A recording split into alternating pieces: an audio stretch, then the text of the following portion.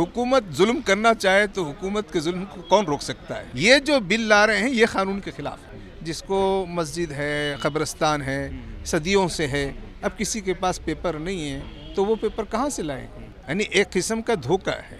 यानी मीटिंग्स की हैं, लोगों की बातों को सुना है, लेकिन लोगों की बातों को सुनकर उसमें शामिल नहीं किया। भारतीय जनता पार्टी है, आरएसएस है, वो अपने एजेंडे पे काम कर रहे हैं। इसको one nation one culture, one nation one election, one nation one culture बनाना चाहते हैं, तो वो तबाही का रास्ता है। अपनी ताकत का इस्तेमाल ये मुल्क की तबाही की तरफ जा रहा है। सुप्रीम कोर्ट को जाएंगे, उसके खिलाफ प्रोटेस्ट करेंगे, मार्च करेंगे। अगर ये नहीं मानेंगे, अपनी बेईमानी पे उतरे हुए हैं, तो हम इस बेईमानी का जवाब जमहूरी एतबार से देंगे। सरकार सियासी एतबार से इसको तय करेगी या मजहबी एतबार से तय करेगी। ये शरीयत एप्लीकेशन एक्ट 1937 का मैटर है और शरीयत एप्लीकेशन एक्ट में सरकार को हस्तक्षेप करने का कोई अधिकार नहीं है। मलिक साहब, क्या कहना चाहेंगे? जिस प्रकार से मोदी सरकार लगातार अब इस वक्फ संशोधन बिल को लेकर बढ़ रही है, तो जिस तरह से 3 तलाक कानून पास हुआ, क्या इसका भी यही हाल होगा? नहीं, हुकूमत जुल्म करना चाहे तो हुकूमत के जुल्म को कौन रोक सकता है।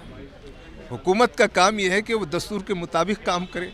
अगर हुकूमत दस्तूर के खिलाफ काम कर रही है तो कौन क्या कर सकता है, आवाम क्या कर सकती है। हम तो सिर्फ आवाज़ उठा सकते हैं, आवाज़ उठा रहे हैं। इसलिए जनता को देख रही है, जनता को देखना है। अब जनता ही इस बात का आइंदा दिनों में फैसला करेगी, क्योंकि जो कुछ हो रहा है वो दस्तूर हिंद, हमारे कॉन्स्टिट्यूशन के जो वैल्यूज़ हैं उसके खिलाफ हो रहा है।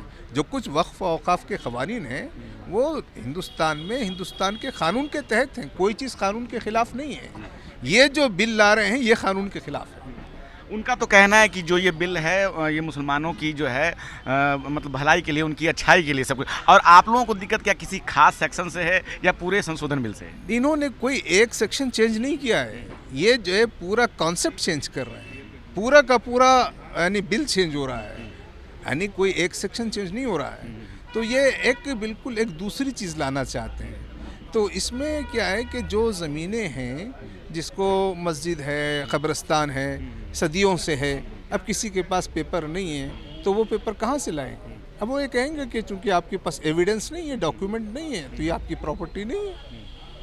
तो मतलब ये है कि जो कुछ चीज़ें बची हुई हैं, वरना अब तक तो हुकूमत ने और ने बहुत कुछ हज़म कर लिया है। जो कुछ बची हुई है उसके लिए भी ये कानून खतरा है। ये चीज़ों को बचाने के लिए नहीं है, चीज़ों को ख़त्म करने के लिए।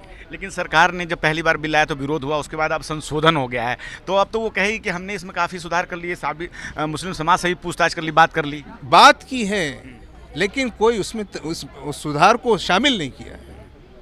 यानी एक किस्म का धोखा है।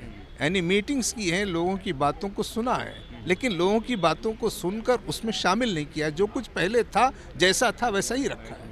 सर, यूसीसी भी अब पास हो गया है उत्तराखंड में, अब धीरे धीरे ये भाजपा अन्य राज्यों में भी लागू करेगी, क्या कहना चाहेंगे? नहीं, ये तो वो तो हुकूमत जो है, जो भारतीय जनता पार्टी है, आरएसएस है, वो अपने एजेंडे पे काम कर रहे हैं, तो वो अपने एजेंडे की तकमील चाहते हैं। तो हम तो उनको ये बताने की कोशिश कर रहे हैं कि ये देश में एक दस्तूर है, बाबा साहब अम्बेडकर और दीगर लोगों ने एक दस्तूर बनाया है।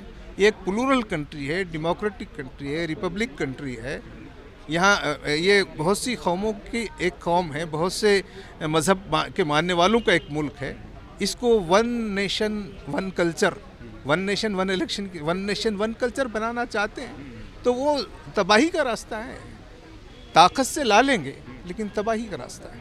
तो अपनी ताकत का इस्तेमाल मुल्क की तामीर में करना चाहिए। अपनी ताकत का इस्तेमाल ये मुल्क की तबाही की तरफ जा रहा है। सर, एक आखिरी सवाल, अगर ये बिल पास हो जाता है तब आप उसके बाद आप लोगों की क्या रणनीति है, क्या सोचा है आप? हमारा काम क्या है? हमारा काम है दस्तूर के मुताबिक, पहले भी हम बोलते रहेंगे, बिल अगर कानून बन जाता है, एक्ट मंजूर बन जाता है, तब हम सुप्रीम कोर्ट को जाएंगे, उसके खिलाफ प्रोटेस्ट करेंगे, मार्च करेंगे, डिमांड करेंगे, ताकि पार्लियामेंट फिर दोबारा उसको वापस ले। सर, क्या कहना चाहेंगे? जिस प्रकार से अब संशोधन बिल दोबारा आ गया है, तो अब तो सरकार करेगी कि ये हम पास करके रहेंगे। हाँ, ठीक है, जो उनका काम है वो करेंगे, जो हमारा काम है हम करेंगे। तो सर जब ये पास हो जाएगा तब आप लोगों की क्या रणनीति रहेगी? सवाल ये है कि इसके पास होने से रोकने के लिए तो अब तक हमने सब कुछ किया जी। इसके बावजूद अगर ये नहीं मानेंगे, अपनी बेईमानी पे उतरे हुए हैं, तो हम इस बेईमानी का जवाब जमहूरी एतबार से देंगे। सर यूसीसी भी उत्तराखंड में लागू हो चुका है, अब धीरे धीरे अन्य राज्यों में भी लागू होगा। सर क्या कहेंगे सर? वो किसी भी राज्य में लागू करें, उनको ये हक ही नहीं अपने राज्य में लागू करने का। उसके खिलाफ भी हम अदालत में गए हैं सर वक्त, हाँ जी सर, उसके खिलाफ भी हम अदालत में गए हैं और इसके मामले में भी हम अदालत में जाएंगे। कोई मैटर नहीं है। हाँ। इंशाअल्लाह ताला हम- लेकिन सरकार तो कह रही है कि जो वक्फ में संशोधन हुए हैं अब तो बातचीत हो गई है, अब तो किसी प्रकार का ऐतराज किसी को नहीं होना नहीं, चाहिए। ऐसे कैसे जो चीज हमने भी दिया था सरकार को, भाई सरकार सियासी एतबार से इसको तय करेगी या मजहबी एतबार से तय करेगी। ये शरीयत एप्लीकेशन एक्ट 1937 का मैटर है और शरीयत एप्लीकेशन एक्ट में सरकार को हस्तक्षेप करने का कोई अधिकार नहीं है। ठीक है। तो हमने बात की सर से, और जिस प्रकार से उन्होंने बताया कि जो शरीयत का कानून है उससे छेड़छाड़ करने का अधिकार सरकार को नहीं है, उन्होंने अपनी बात रखी और लगातार इस पर हम अपनी नज़र बनाए रखे हैं। जो भी खबर होगी हम आपको बताएंगे। मैं रंजय कुमार, कैमरामैन आशीष रात, नेशनल दस्तक। नेशनल दस्तक की आपसे गुजारिश है कि अगर इसको बचाना चाहते हैं तो नेशनल दस्तक को सब्सक्राइब करने के लिए रेड कलर के सब्सक्राइब बटन को दबाएं, फिर बेल आइकन की घंटी दबाएं। नेशनल दस्तक को बचाने के लिए बहुत जरूरी है कि हर खबर को शेयर करें, लाइक करें, कमेंट जरूर करें।